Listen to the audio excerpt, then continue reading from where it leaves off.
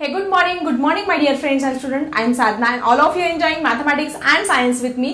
आज आपण सुरू करणार आहोत 8th स्टँडर्डचा एक इंटरेस्टिंग आणि फ्रेश चॅप्टर की ज्या चॅप्टरचं नाव आहे करंट इलेक्ट्रिसिटी अँड मॅग्नेटिझम. धारा विद्युत, करंट इलेक्ट्रिसिटी म्हणजे विद्युत आणि मॅग्नेटिझम म्हणजे चुंबकत्व.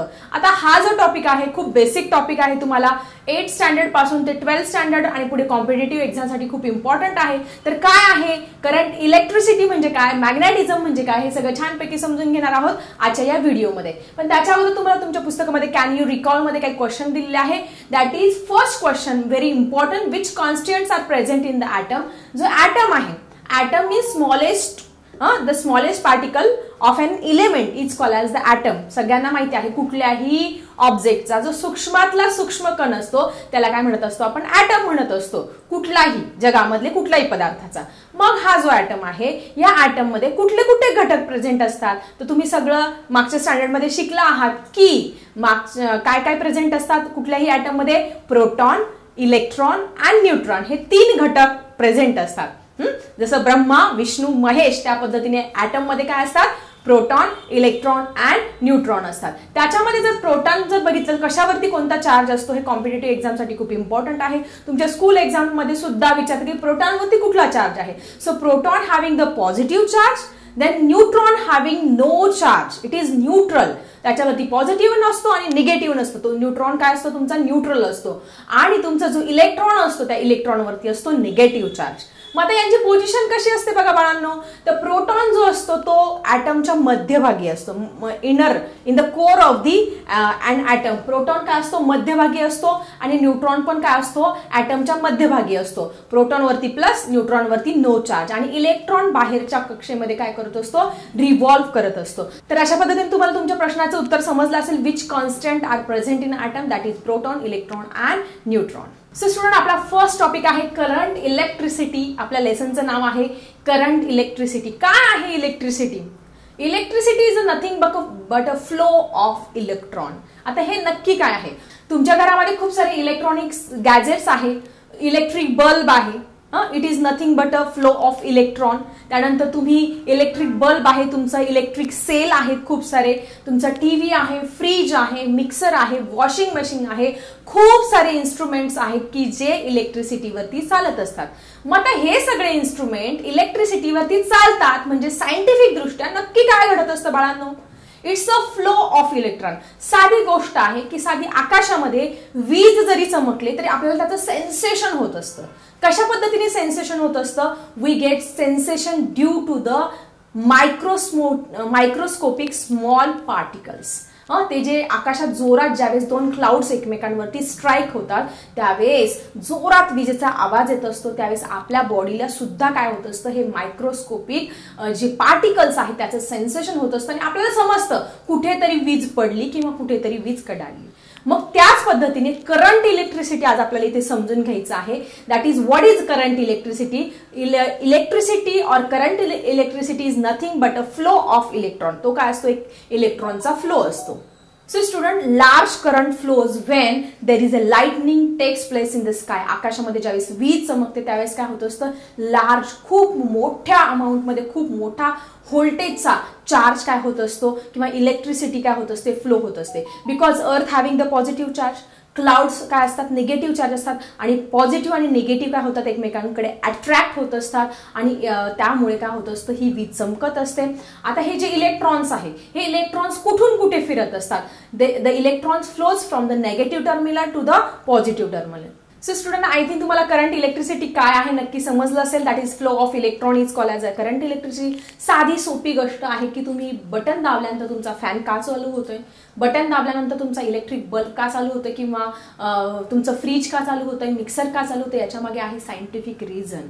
बघा, आपला जो लाईट आहे, आपल्या घरामध्ये जी इलेक्ट्रिसिटी आहे ती कुठून तरी येते. कुठून येते? इलेक्ट्रिक पोल्सवरती काय असतं, कनेक्शन असतं आपल्या घराच्या मीटरचं. त्या इलेक्ट्रिक पोल्सवरून इलेक्ट्रॉनचा फ्लो येत असतो.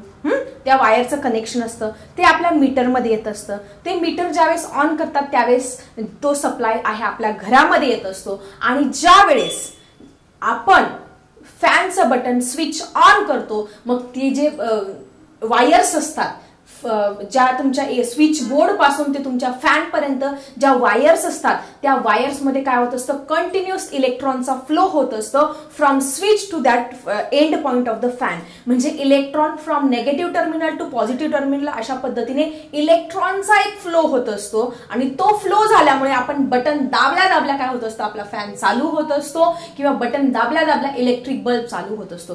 तेच आपण बटन बंद केल्यानंतर काय होत असतो, जो इलेक्ट्रॉनचा फ्लो आहे तो स्टॉप होत असतो. त्याच्यामुळे काय होत असतो, फॅन थोड्या वेळाने फिरणं बंद होतो किंवा बल्ब तर डायरेक्ट बंद होत असतो. अशा पद्धतीने current electricity flow of electron I think तुम्हाला समजलं असेल. सो स्टुडंट आपल्याला नवीन टॉपिक बघायचा आहे, नवीन पॉइंट बघायचा आहे, इलेक्ट्रोस्टॅटिक पोटेन्शियल. मग काय आहे हे इलेक्ट्रोस्टॅटिक पोटेन्शियल, चला बघूया. सो स्टुडंट इलेक्ट्रोस्टॅटिक पोटेन्शियल समजून घेण्याच्या अगोदर आपण बघूया की आपलं साधं डेली लाईफ मधलं एक्झाम्पल आहे वॉटर फ्लोज फ्रॉम, कुठून कुठे वाहतं रे बाळांनो पाणी, from the higher level to the lower level. कशामुळे होत असेल की पाणी जे आहे खूप उंचावरून खाली पृष्ठभागाकडे काय येत असतं, due to the gravity, all of you know. आणि हीटचं पण तसंच आहे, heat flows from the body of the higher temperature to the lower temperature. जिकडे आता साधं आपलं घरातलं एक्झाम्पल घेऊया, तुमच्या आईने कढईमध्ये भाजी शिजायला टाकलेली आहे आणि त्याच्यामध्ये एक चमचा ठेवलेला आहे. तो चमचा पहिले थंड आहे आणि थोड्या वेळाने तुम्ही त्या चमच्याला हात लावायला गेला तर तो चमचा गरम होतोय. म्हणजे इथे काय दिसतंय, that is heat flows from higher level temperature to the lower level. In that way the tendency of positive charge to flow from the higher electric level to the lower electrical level and this is called as electrostatic potential. याला म्हणणार आहोत आपण electrostatic potential. तुमच्या पुस्तकामध्ये page number 23 वरती ही definition दिली आहे. काय आहे डेफिनेशन, चला समजून घेऊया. इलेक्ट्रोस्टॅटिक पोटेन्शियलची पेपरला एक्झाम मध्ये 2 मार्क्स साठी डेफिनेशन विचारली जात असते, तर सगळ्यांनी नोट डाऊन करा. इलेक्ट्रोस्टॅटिक पोटेन्शियल म्हणजे काय, that is electrostatic level which decide the direction of flow of the electric current is called as the electrostatic potential. म्हणजे इलेक्ट्रिकल लेवल आहे तुमची की जी जो तुमचे इलेक्ट्रॉन फ्लो होणार आहे त्याची दिशा ठरवत असतो, त्याला आपण म्हणत असतो electrostatic potential. So I think electrostatic potential तुमची ही कन्सेप्ट क्लिअर झाली असेल की अशी लेवल की जी इलेक्ट्रॉनच्या फ्लोची, म्हणजे तुमची जी इलेक्ट्रिसिटी फ्लो होते म्हणजे काय, इलेक्ट्रॉन फ्लो होत असतात, त्याची दिशा ठरवत असते, त्याला म्हणत असतो आपण electrostatic potential. The electrical level which decide the direction of flow of electric charge is called as the electrostatic potential. तुम्ही तुमच्या नोटबुकमध्ये 5 टाइम्स ही डेफिनेशन लिहून घ्या, म्हणजे तुमच्या एक्झामसाठी ही खूप उपयोगी ठरेल. त्यानंतर आपल्याला पुढचा पॉईंट बघायचा आहे पोटेन्शियल डिफरन्स. काय आहे potential difference, let's see students. It is the difference between potential of 2 different points, that is higher potential to the lower potential is called as the electrostatic potential difference. म्हणजे आपण mathematics मध्ये पण काय करत असतो, एक हायर एक मोठी संख्या असते, एक छोटी संख्या असते, मोठ्या संख्येतून छोटी संख्या मायनस करत असतो. त्या पद्धतीने पोटेन्शियल डिफरन्स मध्ये एक हायर पोटेन्शियल पॉईंट असतो, एक लोअर पोटेन्शियल पॉईंट असतो. त्यांचं जर आपण सबस्ट्रॅक्शन केलं तर आपल्याला काय मिळत असतं, पोटेन्शियल डिफरन्स हा मिळत असतो. ठीक आहे, पोटेन्शियल डिफरन्स समजला तुम्हाला. Higher potential point to the lower potential point, त्याच्यामधला डिफरन्स म्हणजे तुमचा काय असतो, potential difference. That is it is the difference between the potential of 2 points, that is from higher potential to the lower potential is called as a potential difference. आता साधी गोष्ट आहे, कुठल्याही वायर मधून इलेक्ट्रिक चार्ज इलेक्ट्रिसिटी फ्लो करण्यासाठी काय गरज असते, एक्सटर्नल फोर्सची गरज असते. साधी गोष्ट, एक्सटर्नल फोर्स म्हणजे तुम्ही स्विच ऑन केल्याशिवाय फॅन चालू होणार आहे का, किंवा स्विच ऑन केल्याशिवाय बल्ब चालू होणार आहे का. ज्यावेळेस तुम्ही स्विच ऑन करत असतात की ज्यावेळेस तुम्ही स्विच ऑफ असते ते इलेक्ट्रॉन स्वतःहून फ्लो करू शकत नाही. जसं आपण इकडनं तिकडनं एका ठिकाणाहून दुसऱ्या ठिकाणी जातो, आपली बॉडी मूव्ह करतो, तसं हे इलेक्ट्रॉन स्वतःहून मूव्ह करत नाही. त्यांना एक्सटर्नल फोर्सची गरज असते. ज्यावेळेस आपण स्विच ऑन करतो म्हणजे एक्सटर्नल फोर्स लावत असतो, मग ते जे वायर असते त्या वायर मधले जे इलेक्ट्रॉन आहे ते एका विशिष्ट दिशेला फ्रॉम नेगेटिव्ह टू पॉझिटिव्ह दिशेला फ्लो होत असतात आणि त्यावेळेस ते ऑब्जेक्ट, तो फॅन फिरायला लावतो, ते मिक्सर चालू होत असतो, तो फ्रीज चालू होत असतो. या सगळ्या ऍक्टिव्हिटीज अशा पद्धतीने घडत असतात. सो स्टुडंट तुमच्या बुकमध्ये 4.A आणि B 2 डायग्राम दाखवलेला आहे, इलेक्ट्रिक सर्किट दाखवलेला आहे. आता ह्या इलेक्ट्रिक सर्किट कशासाठी दाखवलेलं आहे, किंवा हे इलेक्ट्रिक सर्किट कंप्लीट झाल्यानंतर इलेक्ट्रॉनचा फ्लो कसा होत असतो, इलेक्ट्रिक जो चार्ज आहे किंवा इलेक्ट्रिसिटी कशी फ्लो होत असते हे दाखवण्यासाठी तुम्हाला ही डायग्राम दिलेली आहे. ही डायग्राम एक्झामसाठी खूप इम्पॉर्टंट आहे. 4.B जी डायग्राम आहे ती 5 टाइम्स तुम्ही तुमच्या नोटबुकमध्ये काढा, ती एक्झाममध्ये 100% विचारली जात असते. मग आता साधं सोपं एक्झाम्पल आहे, तुमच्या घरामध्ये बॅटरी असेल, बॅटरीमध्ये काय टाकत असतात तुम्ही, सेल टाकत असतात. ते सेल एक विशिष्ट पद्धतीने अरेंज करत असतात, पॉझिटिव्ह निगेटिव्ह टर्मिनल या पद्धतीने, पहिले पॉझिटिव्ह मग निगेटिव्ह परत पॉझिटिव्ह निगेटिव्ह अशा पद्धतीने 2 किंवा 3 सेल टाकत असतात तुम्ही. आणि नंतर काय होत असतो, ज्यावेळेस आपण स्विच ऑन करत असतो तो बॅटरीचा, ते जे इलेक्ट्रॉन्स आहे ते स्टोर्ड फॉर्म मध्ये तिथे इलेक्ट्रिसिटी असते, कशामध्ये, त्या ड्राय सेलमध्ये किंवा त्या बॅटरीजमध्ये. ठीक आहे, मग ते निगेटिव्ह टर्मिनल पासून ते पॉझिटिव्ह टर्मिनल पर्यंत ते इलेक्ट्रॉन फ्लो करतात, ते सर्किट कंप्लीट होतं आणि मग तुमची बॅटरी काय करत असेल, लागत असेल, मग ते आपण टॉर्चचा उपयोग हा करू शकतो. मग आता 4.A मध्ये काय दाखवलेलं आहे, take 1 connecting wire, copper wire घ्यायची आहे, डायग्राम मध्ये दाखवल्याप्रमाणे ते सगळं कनेक्ट करायचं, त्याला की लावायची आहे एक अशा पद्धतीने. आणि मग थोड्या वेळाने बघायचं की त्याच्यामधून एक बल्ब पण लावायचा आहे, बल्ब पण लावायचा आहे, की लावायची आहे, फक्त तिथे बॅटरी यूज केलेली नाही. मग काय दिसेल तुम्हाला, यातून करंट फ्लो होताना दिसेल का, no, there is no flow of current. आता दुसऱ्या सर्किटमध्ये 4.B मध्ये याच्यामध्ये काय करायचं आहे, की यूज करायची आहे आणि एक बॅटरी यूज करायची आहे आणि बल्ब यूज करायचा आहे. मग ज्यावेळेस आपण ती की ऑन करत असतो, इलेक्ट्रिक सर्किट काय होतं, कंप्लीट होतं आणि थोड्या वेळाने काय होतं, तुम्हाला बल्ब जो आहे तो ग्लो होताना दिसेल, तिथे बल्ब जो आहे तो लागलेला दिसेल ह्या सर्किटमध्ये 4.B मध्ये. मग असं का झालं, 4.A मध्ये तो बल्ब लागला नाही, तो बल्ब प्रकाशित झाला नाही, आणि 4.B मध्ये तो बल्ब का प्रकाशित झाला, काय सायंटिफिक रिझन आहे, बिकॉज 4.A मध्ये the circuit do not get complete, do not having the battery. पहिल्या याच्यामध्ये बॅटरी नव्हती, दुसऱ्या याच्यामध्ये बॅटरी होती, ते सर्किट कंप्लीट झालं and there is a flow of electron from the negative terminal to the positive terminal due to the potential difference between 2 points.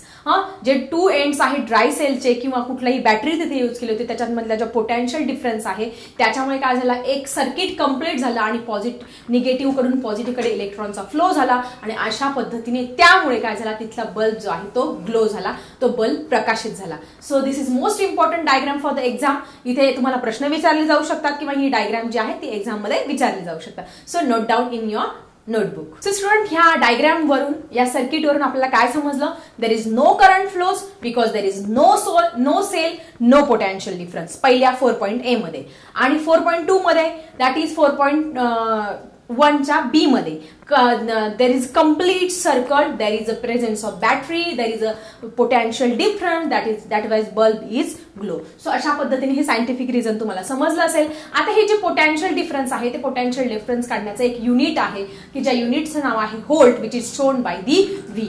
Volt नावाच्या सायंटिस्टने हे युनिट शोधून काढलं. पोटेन्शियल डिफरन्स कसा काढायचा from the higher point to the lower point, याच्यामधला difference कसा काढायचा हे त्या सायंटिस्टने शोधून काढलं, म्हणून त्याच्या स्मरणार्थ व्होल्ट हे काय आलं, पोटेन्शियल डिफरन्सचं युनिट बनलं. एक्झाम मध्ये तुम्हाला विचारलं जाईल for the 1 mark question, for the match the pair, for the true false, that is which is the unit for the potential difference. Potential डिफरन्सचं युनिट काय आहे, yes, it is nothing but a volt हे त्याचं unit आहे. आणि कशाने show करतात, व्ही ने शो करतात. सो अशा पद्धतीने हा आजचा इंट्रोडक्टरी पार्ट होता. आपण आज फर्स्ट पेज तुमचं कंप्लीट केलेलं आहे की ज्याच्यामध्ये आपण पोटेन्शियल डिफरन्स काय आहे, करंट इलेक्ट्रिसिटी काय आहे, इलेक्ट्रोस्टॅटिक पोटेन्शियल काय आहे, या सगळ्या छान छान वेगवेगळ्या कन्सेप्ट आणि बेसिक इलेक्ट्रिसिटी कशी फ्लो होते हे सगळं डिटेलमध्ये समजून घेतलं. कसा वाटला आजचा व्हिडिओ जरा कमेंट बॉक्समध्ये लिहा. तुमचे काही प्रश्न असेल ते पण टाका.